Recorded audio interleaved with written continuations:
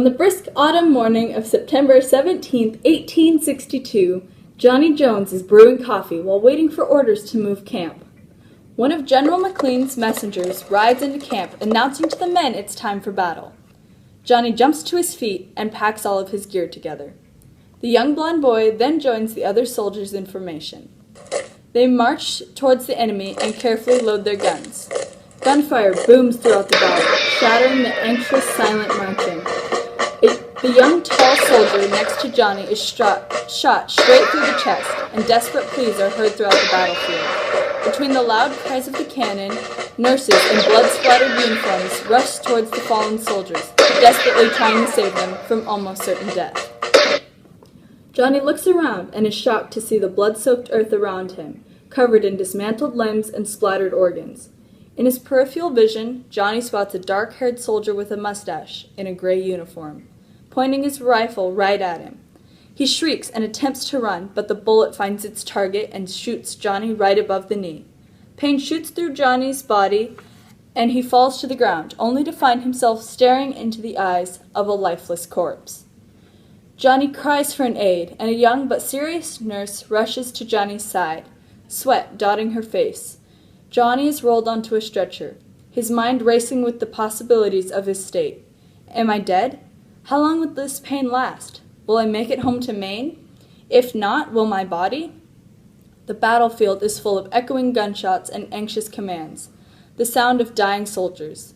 As Johnny stares up at the sky, he is loaded into a makeshift ambulance, a four-wheeled wagon pulled by two mud-covered white horses. One of the ambulance attendants climbs into the back with Johnny, while the other drives the horses off the battlefield. Johnny is taken to a large group of tents he recognizes as a field hospital.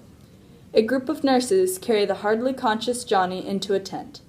He finds his eyes wandering to the filthy white canvas above him. He looks to his right and sees a small pile of cut-off limbs. Leaning against the material are crates of moldy hardtack and medicine that came in on trains from New York. The smell of blood and vomit struck Johnny so hard he gagged, then threw up his breakfast of stale hardtack and watered-down coffee. A speckled and balding doctor suspiciously leaned over Johnny, his cold blue eyes scouring him for any signs of life. The doctor prodded Johnny's shattered knee, and Johnny cried out. All he could hear was the faint murmurs between the doctor and the nurse. Then the doctor walked away, and Johnny could hear the clinking of glasses adding to the sounds of the battle. The doctor then shoved a rag of sterile-smelling liquid into Johnny's face and ordered him to breathe in through your nose. Johnny breathed in and then felt his heavy eyes closing. He wavered between consciousness, then faded into nothing. While Johnny is passed out, the doctor picked up a 3-foot-long saw, already covered in blood, and placed it just above Johnny's shattered knee. He tore into the blue fabric and mangled skin. The doctor continues to cut through the bone, releasing a series of cracking. Once the doctor cut all the way through the entire leg, he nonchalantly tossed the limb to the side and bandaged what pitifully remained of Johnny's leg. Johnny then woke up and looked down at his aching thigh. He screamed. Most of his leg was gone. Unfortunately for Johnny, a few days after surgery, he noticed that his left leg was swollen and purple, surrounded by a light green that reminded Johnny of the algae-infested swamps in the south. Johnny missed the freezing dark water of Maine and the fresh snow, the pine trees in a dusting of what looked like powdered sugar on freshly baked muffins. Johnny became homesick. 2 weeks later, Johnny was found dead. His poor leg was infected with gangrene. He was then sent to an embalming surgeon, who then sent him back to his mourning family. He was buried in the local cemetery among the snow-capped trees.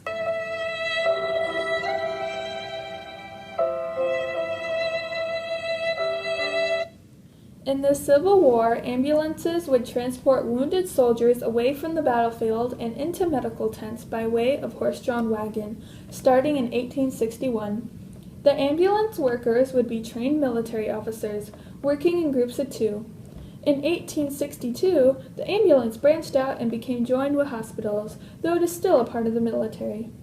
Today, in any medical emergency, we can dial 911 and an ambulance will come racing right to our aid and will be immediately transported to the hospital. Johnny's leg was cut off by a surgeon, but surgeons in the 1860s are far from the surgeons from Gray's Anatomy. Doctors in 1862 only had to go to college for 2 years, and to become a surgeon, you'd have to go to school for 8 years total.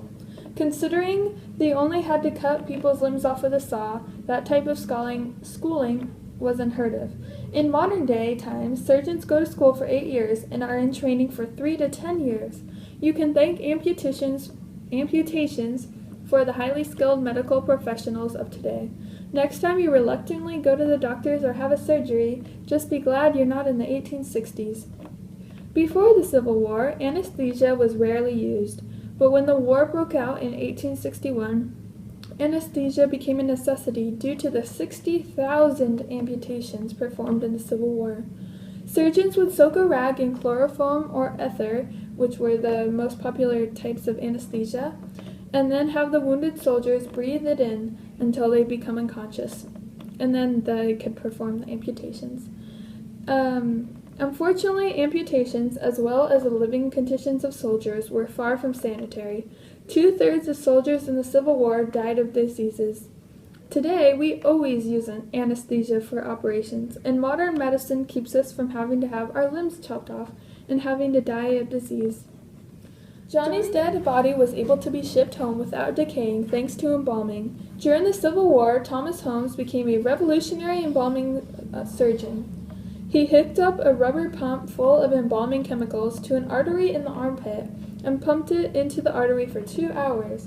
Today, when people die, the primary choices of burial are to be cremated, which is burning your body, or embalmment. To this day, we still use embalmment to bury our dead. Johnny may be dead, but thanks to the revolutionary technology in the Civil War, we have quick ambulances, educated surgeons, and less amputations due to modern medicine. So we can live longer and not die like Johnny.